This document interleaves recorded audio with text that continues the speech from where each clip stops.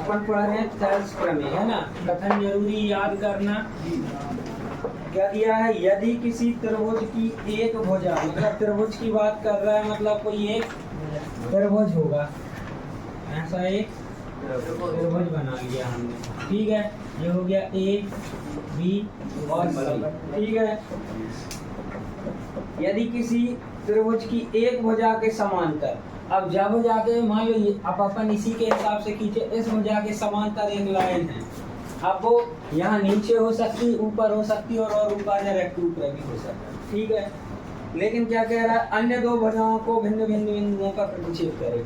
तो जब भुजा के समांतर खींचे तो ये दो ही भुजाओं के साथ कोई भी बिंदु प्रतिच्छेद करेगी तो कहाँ रहेगी?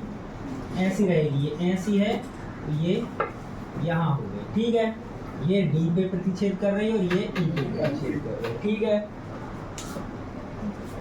तो ये दो बिंदुओं को मिलाने वाला रेखाखंड, मतलब डीई लाइन खींच दी जाए तो यह अन्य दो भुजाओं को एक ही अनुपात में विभाजित करती, मतलब ये जब भुजा है ए बी है, एडी बटे बीडी बराबर होगा एई बटे ईसी, ऐसे बांटेगी, ये बताना है अपन को, ठीक है। आया समझ में? तो प्रमेय है। क्या करते हैं अपन? हल। दिया है, क्या लिखेंगे? पहले तो कथन लिखोगे, कथन अच्छे से याद कर लेना। काय का कथन रहेगा? ये एक रहेगा कक्षा नौवीं का और एक दिया रहेगा। क्या क्या बोलोगे उसे?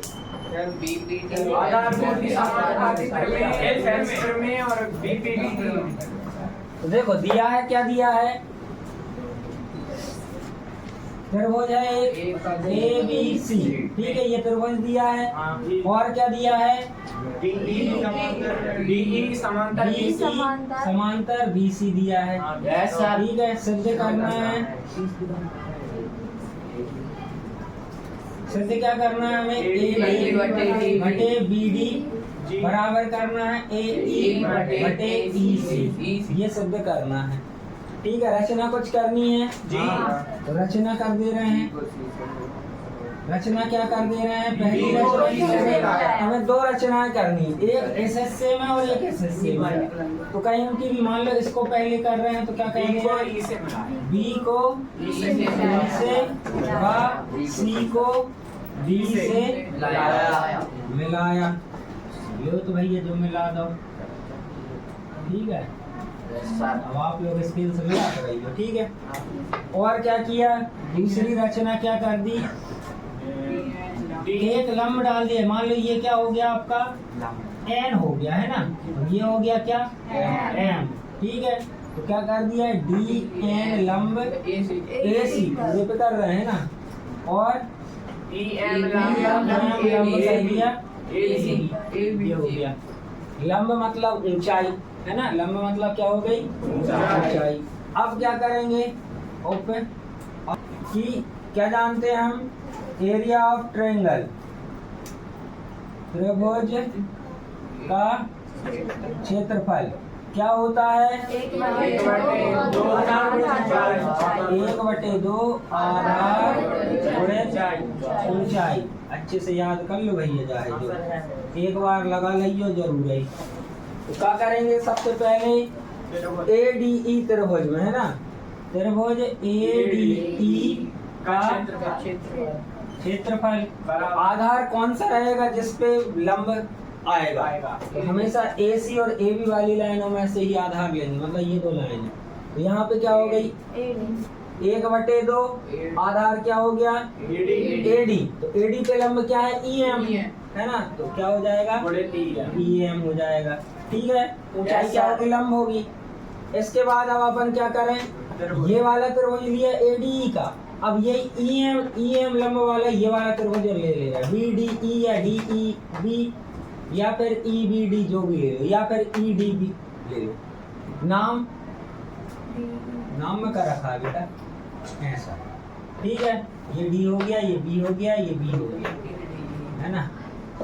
ये वाला त्रिभुज ले लिया। तो कौन सा त्रिभुज? बी डी ई का क्षेत्रफल क्या हो जाएगा? 1/2। इसमें आधार क्या रहेगा? बीडी ले लो, ठीक है, गुणित लंबाई EM रहेगी। ठीक है, ये समीकरण 1, ये समीकरण 2 रहेगा। नीचे दिख नहीं रहा होगा, यहाँ कर दे रहे हैं।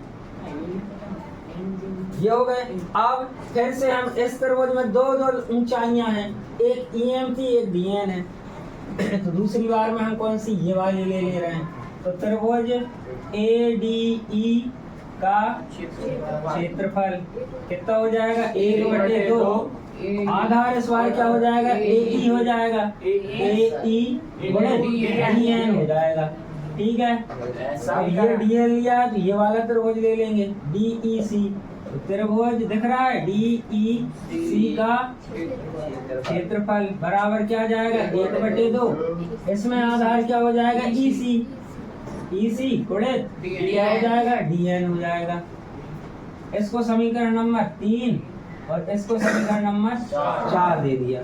तो हमें क्या करना था, दिया है, जो दिया है वो लिख दिया कि एक त्रिभुज दिया है, उसमें समांतर रेखाएं हैं। ठीक है, उसके बाद सिद्ध क्या करना है, ये थोड़ा सा याद कर लेना, समझ लेना है ना। रचना ये 2 करनी है, 2 जगह कट्टे लगा क्रॉस बनाना है, कुल मिलाते है ना।